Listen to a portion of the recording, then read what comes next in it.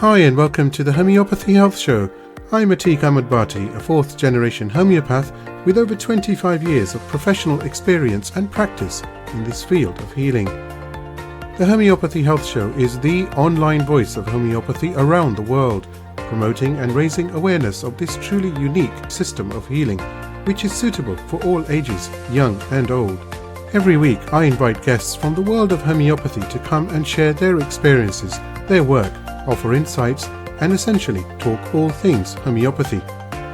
Why not visit www.liketreatslike.co.uk and click on the radio and podcast button to listen to the latest episodes. So let's begin today's show here on UK Health Radio, the world's #1 talk health radio. Hi and welcome to another episode of the Homeopathy Health Show here on UK Health Radio. And of course, I'm your host, Atik Ahmed Bhatti. Now, today is actually part 2 of a 2-part special with Jeremy Sherr, all the way from Tanzania. And as you're very well aware, Jeremy is the founder not only of the Dynamis School of Advanced Homeopathic Studies in the UK, and that school, by the way, is known across the world, but also over the last 13 years, Jeremy and Camilla Sherr have both been working in Tanzania, or should I say, serving the local communities in Tanzania as part of the Homeopathy for Health in Africa initiative. Jeremy, it's great to have you back for part 2, and I hope you're well. Yes, all is good, my friend, and it's nice to be back again. It's always an honor to have you on the show. Hello to everyone. We were talking last time about a number of things, and we spoke about your journey, your fascinating journey to homeopathy, founding the Dynamis School, and the amazing work that you were doing, or you are doing at HHA in Tanzania, serving the local communities with homeopathy, and so many other things. And we also touched upon the need for education and, you know, the importance there about training the locals as far as homeopathy is concerned. And near the end, actually, you mentioned something very important, which was to do with noble gases, namely helium, neon, and argon, as well as krypton. And the fact that you've been working on a series of books on the noble gases and have undertaken provings for which you are obviously well known in the world of homeopathy or within the homeopathic community. So I was going to ask you, with these gases, where do they fit in today's current climate, and what are the characteristics and what are the uses of helium, neon, argon?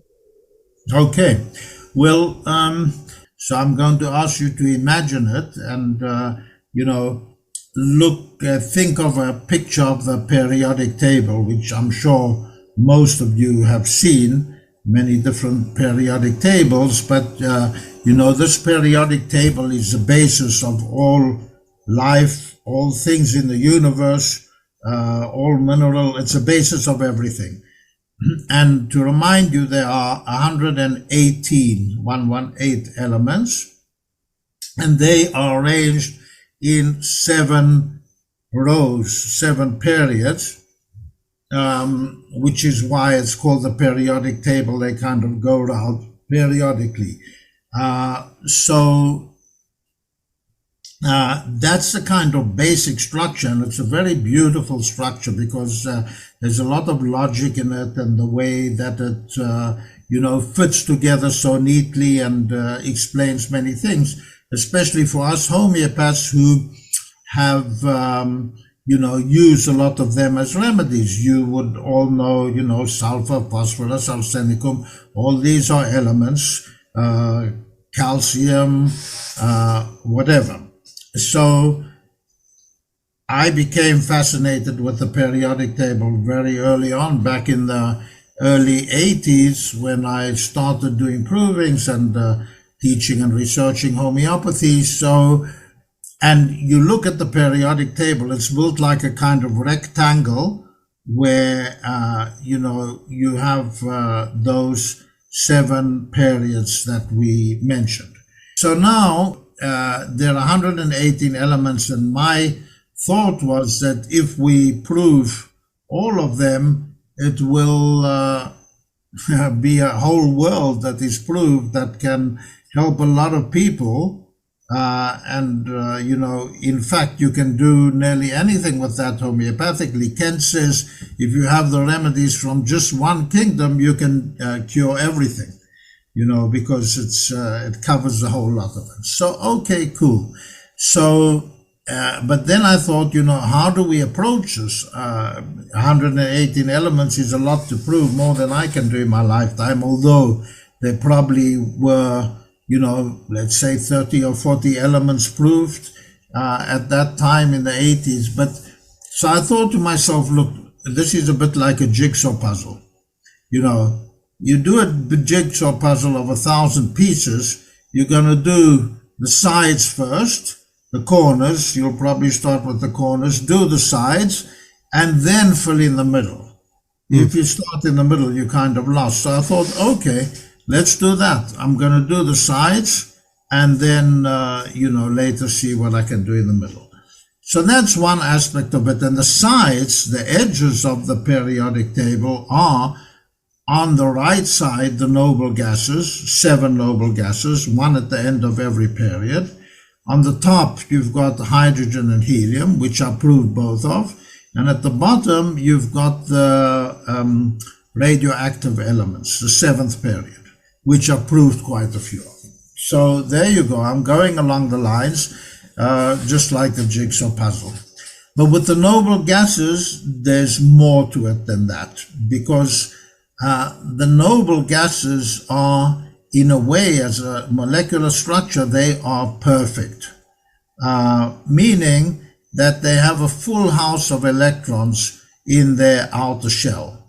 That means that they do not need to combine with any other element. In fact, they mostly cannot combine with any other element unless under big pressure. So they are satisfied. They have all they need. Whereas every other element in the periodic table is not satisfied and therefore needs to combine with other elements in order to achieve what they want.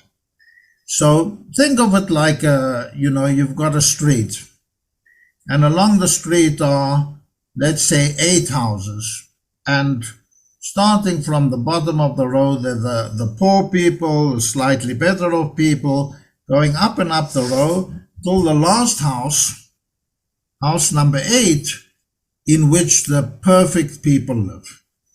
This is a noble gas, they're perfect. And they don't mix with the people in the road. Everybody else is mixing, socializing, having affairs, doing commerce, whatever they do.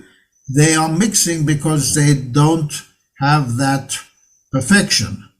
But the noble gas has all it needs. It doesn't have to go out and mix. It doesn't want to, it doesn't need to. So in a way, it's perfect. And there's 7 of those. So you can say those are the 7 noble ones, the 7 samurai of the periodic table. So what I thought is this.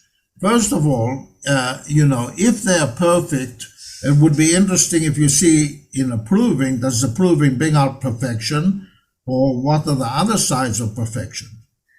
The second thing is, all the other elements, when they combine, meaning every chemical interaction that ever happens is the other elements trying to be like the noble gas. That's what they all want. It's everything. So let's take the simplest molecule, let's say water, which is, as we all know, H2O. So H2, 2 hydrogens, that's 2 electrons, and O is 8 electrons, and together they are trying to be like the noble gas at the end of the period, which is neon, which is number 10, 8 plus 1 plus 1. Even the most complex molecules are trying to be like a noble gas. Everybody in the street wants to be like the people at the end of the street. The question is, are the people at the end of the street really happy or satisfied or bored? What's going on with them? Because they have it all, supposedly, but what happens when you have it all? That's what I wanted to investigate. And the third thing that comes out of that is that if all the other elements want to be like the noble gas, then if you understand the noble gas, you will understand what every other element is striving for. So I set out on this journey in 1993, and the first one I proved was neon. Now, 30 years have gone by exactly, and in that time I've proved 6 out of the 7 noble gases, which are neon, starts with helium, neon, argon, krypton, xenon, radon, and the last one you cannot get hold of, element 118. In fact, they just managed to manufacture it in a one of those underground particle accelerators a couple of years back, and they gave it the ridiculous name of Guinnison. I call it Luciferium because it's the last element. It's the element that is at the end, of creation. So it's been a very, very fascinating, amazing journey. And there are so many secrets to these noble gases that really give us a huge insight into the universe, the periodic tables, our nature as human beings, and nature's nature. And although, proving a remedy takes me a couple of years, maybe sometimes more, but, the proving is the easy bit. That's, 2 months, 3 months, you suffer a bit, sometimes you suffer a lot, and then the collating and editing is a big work. A lot of people, don't get past that stage. But, you see, doing a proving just gives you a lot of symptoms, which is just a long, boring manifesto to read. And a proving is not materia medica, really. There's a stage in homeopathy where you take a proving and you go through that mental alchemy to understand what makes this proving tick, how it all fits together. And that's a different stage. A lot of people think the proving is a materia medica. It is, but it's materia medica pura. It's not, it's not been processed at all. So now processing these 7 noble gases took me a lot longer, and I worked on helium for, 10 years. Krypton, I've just finished a nearly 9 years journey, not finished yet. Each one of these took me a long time of work to process it and write it out. Now, before I started the journey, I kind of hypothesized, because it's the number 7, I thought to myself, maybe, it's left to be seen, but maybe it relates to all these number 7s in the universe. For instance, 7 colors of the rainbow, 7 notes in the octave, 7 different notes, 7 chakras, and 7 days of creation in Judo-Christian Bible. So this was just amusing a theory, but it's unbelievable how much it proved itself in the provings, meaning there's a total correlation between the 7 days of creation, the biblical 7 days, and the noble gases, between the 7 chakras and the noble gases. And what I discovered also, which I hadn't hypothesized about, is there's a total correlation between the physical dimensions and the noble gases, meaning line going on to the 2nd dimension, which is surface, 3rd dimension, which is a sphere, 4th dimension, which is continuous time, and then other forms of time. So, all this is pretty amazing. And it's even more amazing than that, because what you rarely see when you dig deeply into them, and this is in a way what the books are about, are the evolution of the soul into a body, into a person, and the different phases of a person. So, you can understand from looking at helium deeply, very deeply. I got insight into the process of reincarnation that I don't believe anybody's had up till today in history, because I've looked at it, from Blavatsky to, every guru, and read books and all this kind of stuff. Proving gives you more information that has not been around till then. Because helium is that stage where the soul has not yet come into the body. And what do I mean? People in the proving will have that feeling that they've never really come in, that they, one leg in, one leg out. And it could manifest, for instance, this is typical helium, that they have all these amazing thoughts and plans and spiritual meditation, all that kind of side of things. They've got a rich spiritual world, but they are unable to manifest it. So, it could be an architect that has made, 1,000 house plans that are all amazing, but they've never actually built one house. That would be one manifestations. But the provers, without knowing what the remedy was, because it's all double blind, are like, telling stories of what happens to the soul in the world between the worlds. And then from that, I put together exactly what the process is of the soul reincarnating into the body, which is all helium. What happens with the helium patient is they kind of stuck somewhere along that way, that the process hasn't finished. It could be, for instance, a patient whose parents are fighting. There's a lot of maybe violence at home, and the soul kind of feels reluctant to come into the body. Actually, every soul is reluctant to come into the body, but they do. They jump and they land in somebody's uterus. But some of them don't make the jump, and then they'll be stuck in a helium situation. Of course, that is, I'm making it simplistic and easy, but I'm giving you an insight to what is that is about. And I developed this idea in the helium book, going from the very physical concrete thing, concrete pathology, headaches and whatever, to the emotional side. But this is beyond the emotional side. There's a side in remedies that is beyond just emotional essences, that is about the structure, the inner structure, and the spiritual nature of the remedies. Now, if you go into neon, you kind of get into the next stage. What happens when the soul does enter into the body? And what happens if it gets stuck at that very first stage of entering the body, where it's stuck in a kind of babyhood, newborn. Neon means new, actually.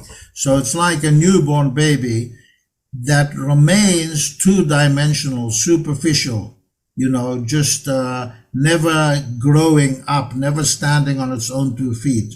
It could be like a person who's very naive, very childish in their character, sees things as, superficially, doesn't go deeper, or even, as we have found in, for instance, drug addiction, where all there is itch and, the itch and the drug, the itch and the scratch, the itchy scratchy show.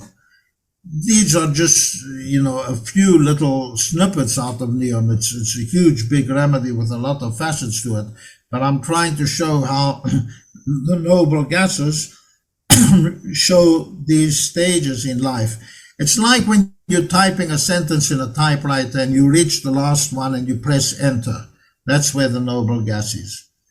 And then argon is that stage of youth where, you know, you're coming into maturity, you're developing another dimension, you're standing on your own 2 feet, you start to relate to other people, you develop a shadow side, because you've got 3 dimensions now, and it becomes more complex, but it's often suitable in, you know, the kind of situation where people get stuck in a perfect childhood or try to preserve their perfect childhood or youth, but can't move on from there.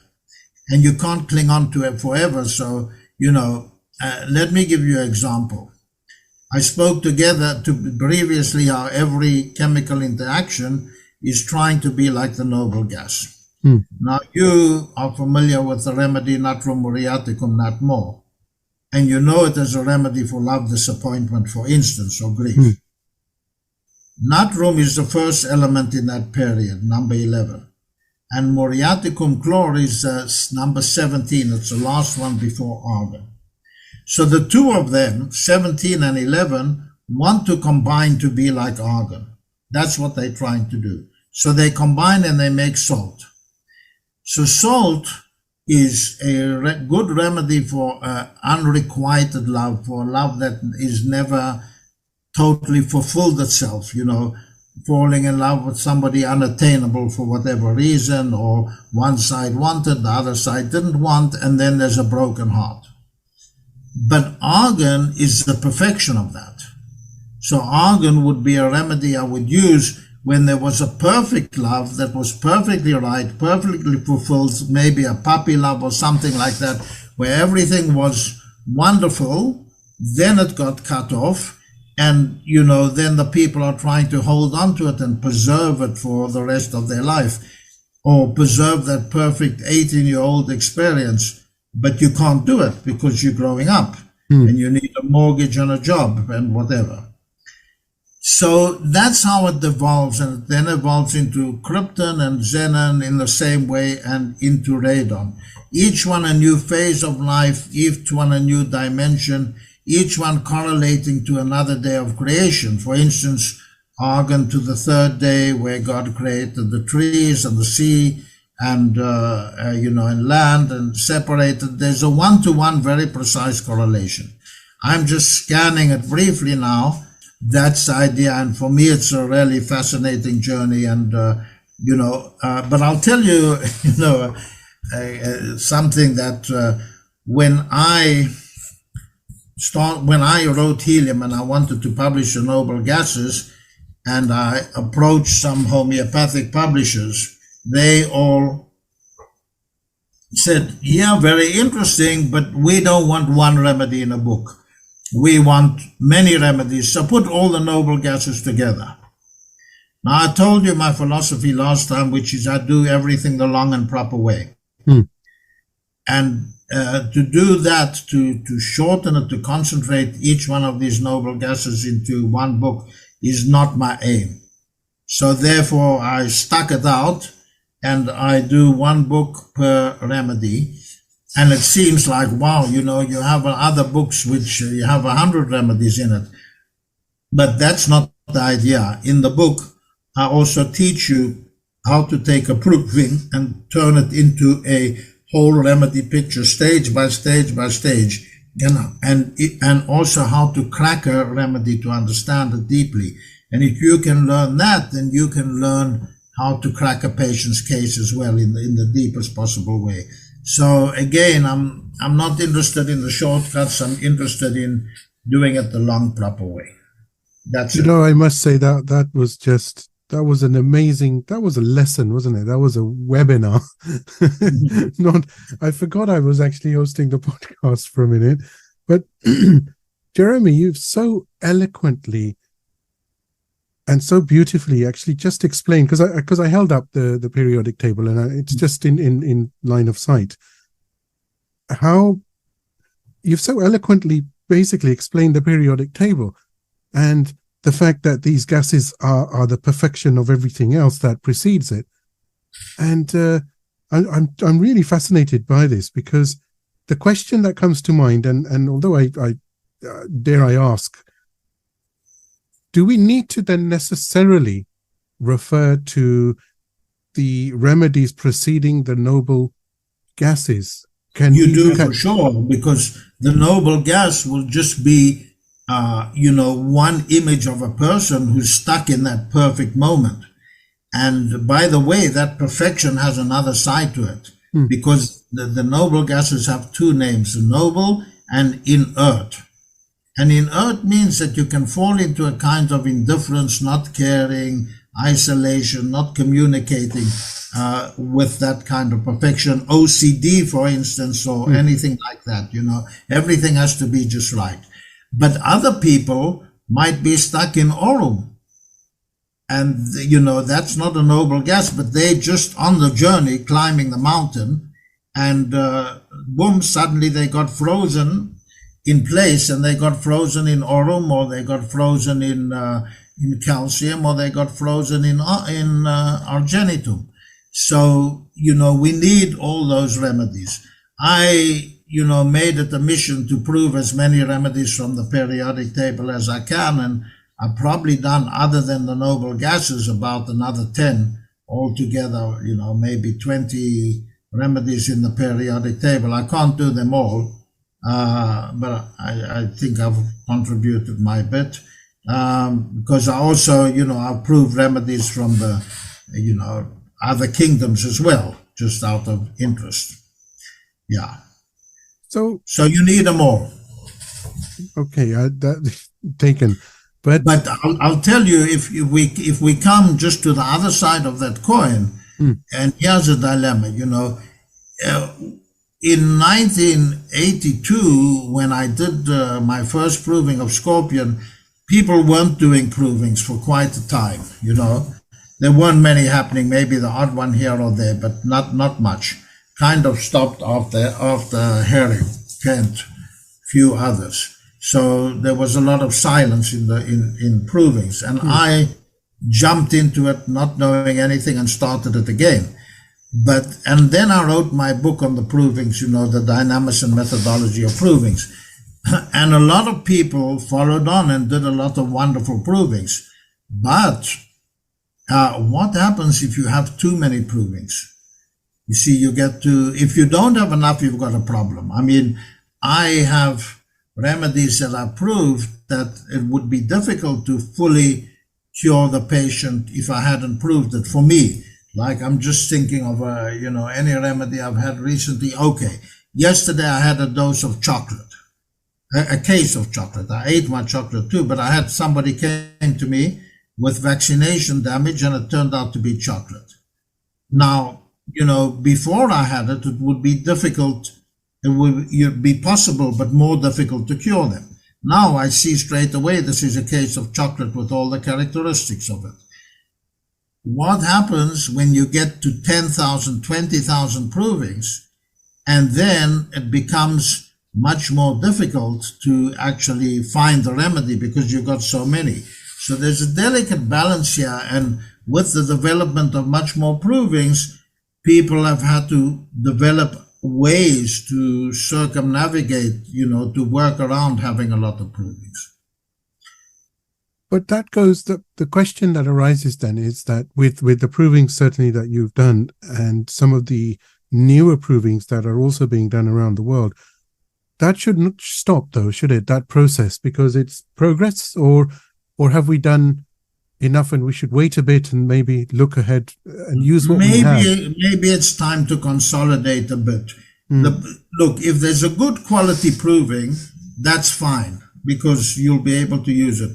A lot of provings are mediocre or poor quality, and there's criteria for that, how to tell if it's good or not, what kind of quality it is. And then they just kind of clog up the repertories and materia medica, but there's nothing it's very difficult to use it. It's just a bunch of symptoms, and they haven't, the people haven't taught it, lectured it, put it together, made a book out of it, shown cases. They've just did the proving, collected the symptoms, and thrown it at the repertory. So that kind of thing is kind of a little bit problematic. So it needs to be done properly, collated properly, put together properly. And at the same time, we need to find ways deal with it, how to do it more efficiently. One of those ways, for myself struggling with that issue is to develop the QRep. That was a way to deal with, more provings. Which actually aptly does take us on to QRep, because as a user of QRep, firstly, thank you. I think it's really extremely productive as a tool and as a way to repertorize. But what fascinated me is, and I'm actually going to open it during the podcast. So you have a number of mental qualities, and these include they're compartmentalized for ease. So ambition, animals, big ego, control, guilt, low self-esteem, failure, divided and double. But within that, what caught my attention was actually spiders and snakes and insects. And spiders, you've written, suitable for any patient where spider-related issues are a theme of the case. Why, with the other qualities, why were those three so important to include? Are they that big of a is that manifestation in people? What happens, I mean, I put the QRep together for a lot of reasons. I did it for myself. I did it because I needed it. And, if somebody else had done it, I'd be very happy. But nobody did it, or nobody did it in the kind of standard that, I like. So, because it's so much work. I mean, a rubric like that, one rubric takes us months to put together.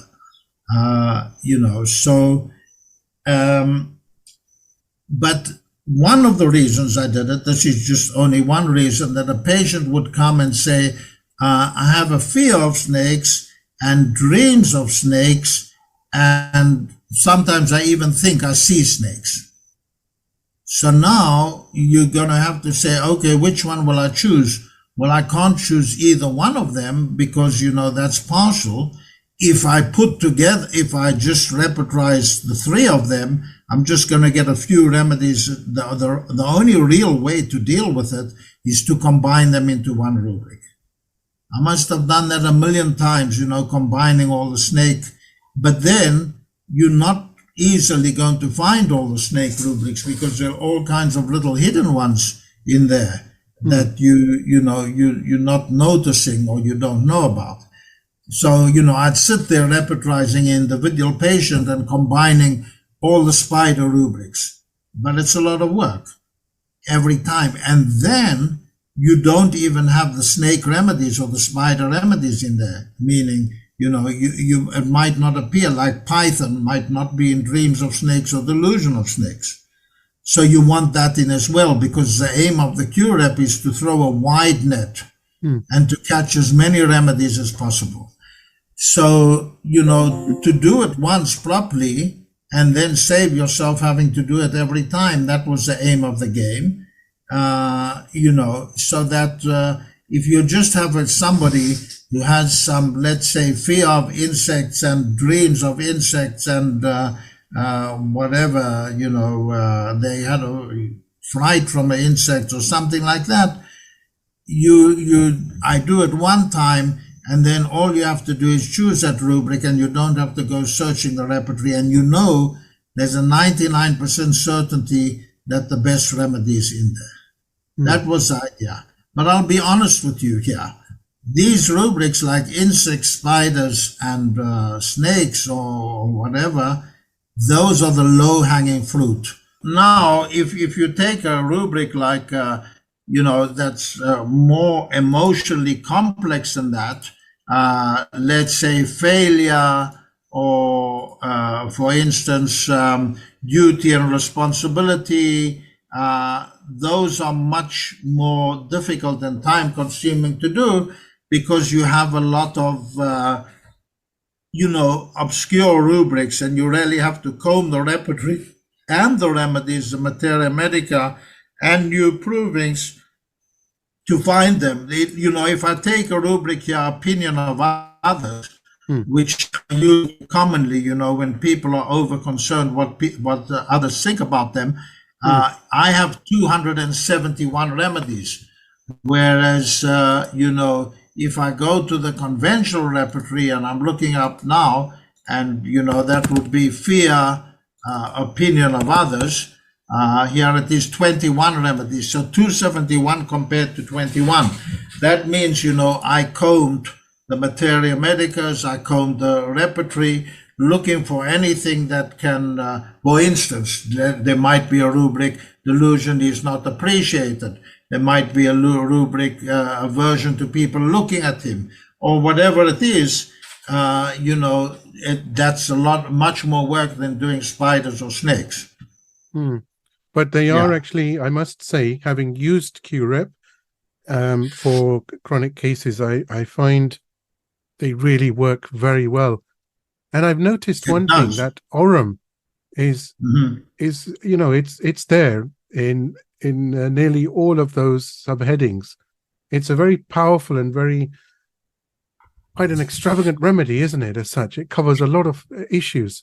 It's a polycrest, and partly because that's its nature. Gold, it's something that is intrinsic to human nature. But on the other hand, it's very well proved. So you get remedies that are well proved, and you get remedies that are less well proved or less clinically verified. So therefore, they will be less representative.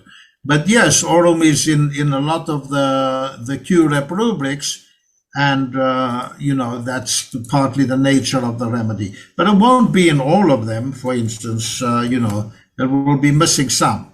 Yes, but it caught my attention because, but it also shows, like you've just so wonderfully said, it's a very well proven remedy, and its uses are multifaceted, aren't they? Yes, absolutely. That's what it means, to be a polycrest.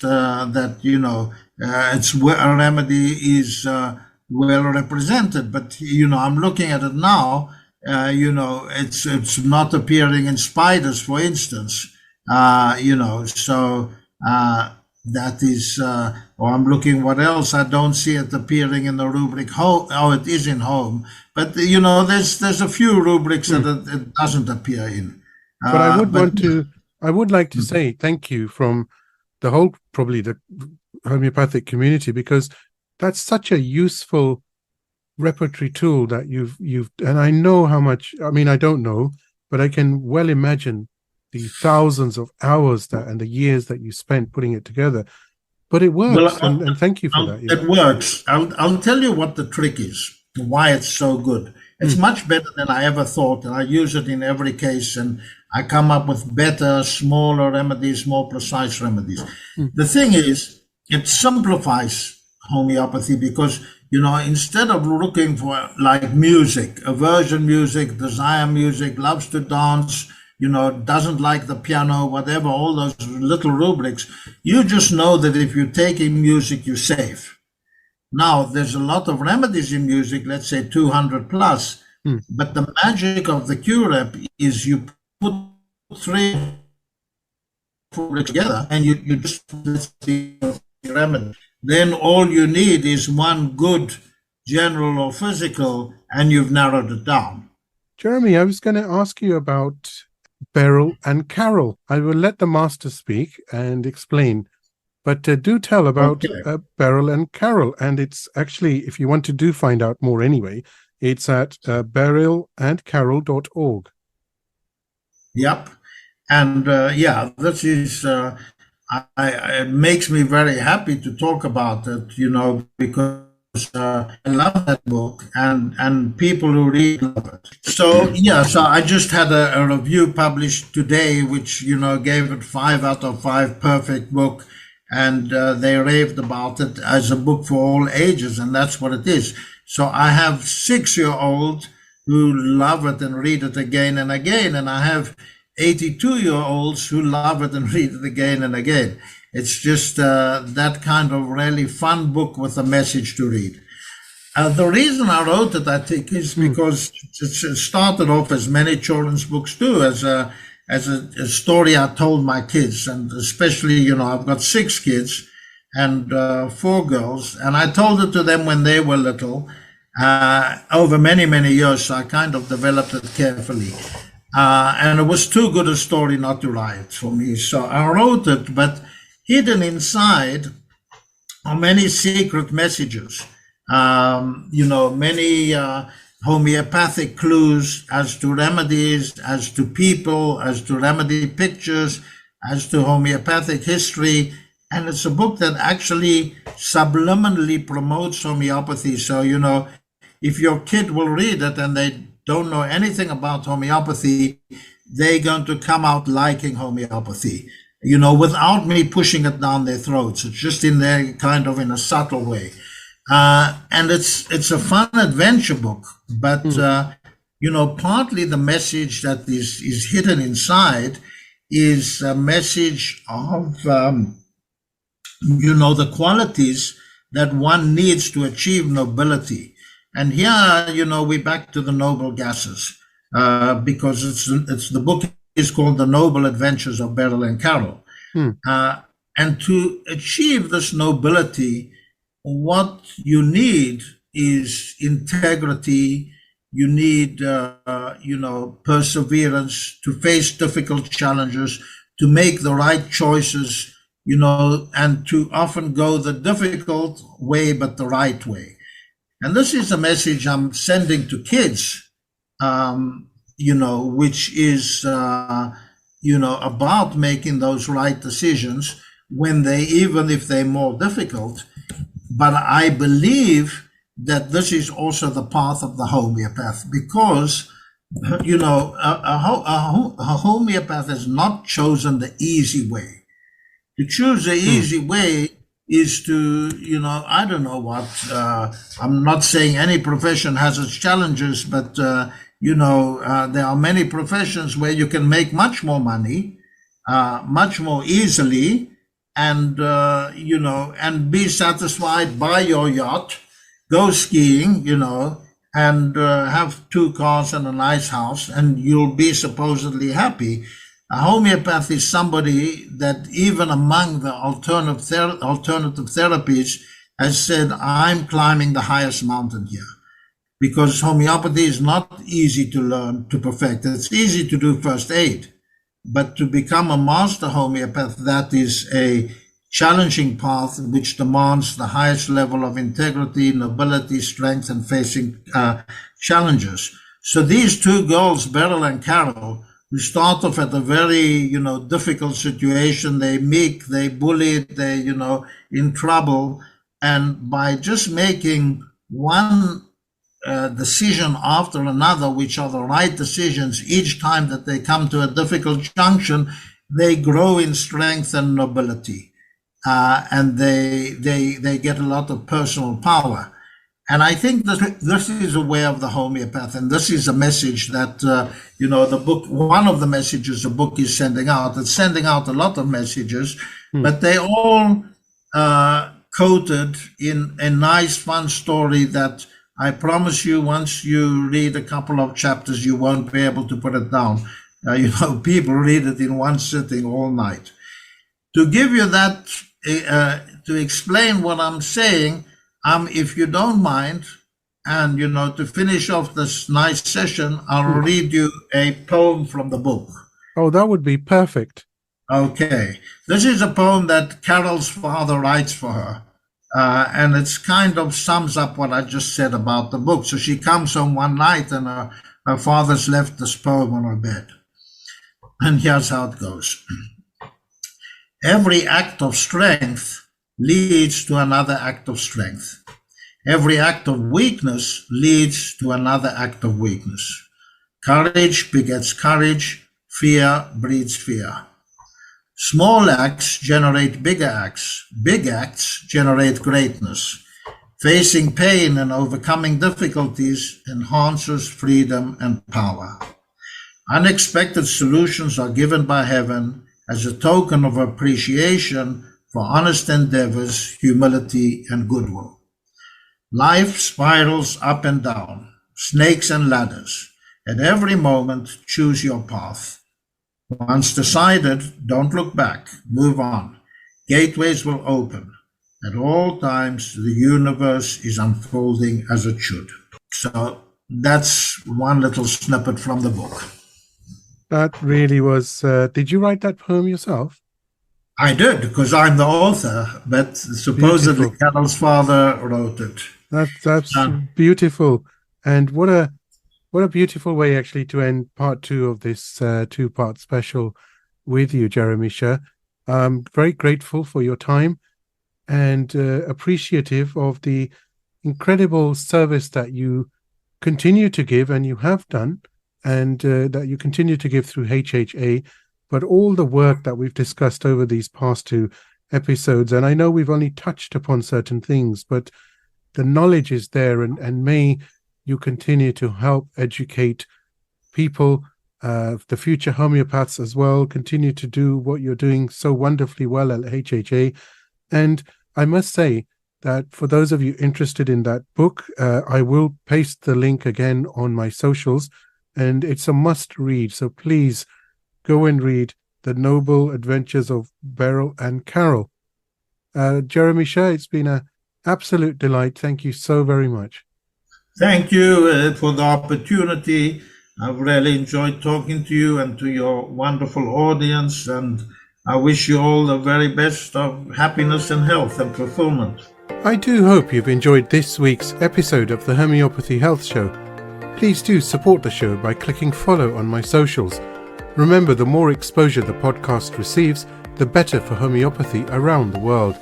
You can find me on Instagram by searching for @like_treatslike, and on both Facebook and TikTok by searching for @liketreatslike.